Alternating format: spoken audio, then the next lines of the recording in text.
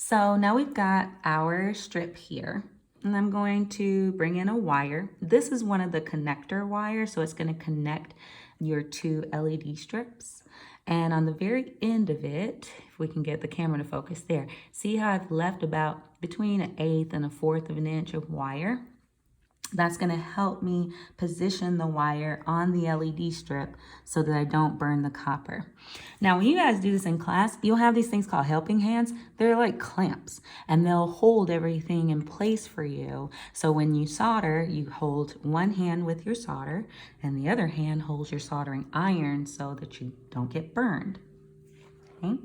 Because I don't have helping hands at home, we're going to use my good old friend invisible tape and my lily pad here to protect my table. And so the wire colors don't really matter. You just need to remember which ones you have on there. We've got 3 lines. We've got one for our power, which is voltage, and I'm going to use red because I like putting my voltage wires as red. For our data line, I'm going to use blue, and then for our grounding, I'm going to use a green one. But those are the 3 solders that we'll make. So I'm going to put it down and put my wire, position it so that it is touching the LED strip. Okay, I want to make sure the wire's on there so that it's not touching another part of the wire. If you look closely, you'll see that is by itself. Now this is when our good old friend Scotch tape comes in. It comes here and holds the wire to the LED. Okay, now I'm ready with one hand with my solder and my other hand with my soldering iron so that I don't burn myself. Okay, and we're going to go through and you're going to touch the solder to the wire, and then you're going to touch the iron to the wire as well to heat up that solder, and then you're going to let it dry on the copper strip. See how I just tapped it just a little bit because it's so hot. Okay, and see how I tapped it, made a nice little pool. That's what you want, a nice little pool of solder. So now I'm going to take my, well, I said I was going to make that blue in my data line, but I made it my grounding wire. It's okay, as long as we remember. Okay.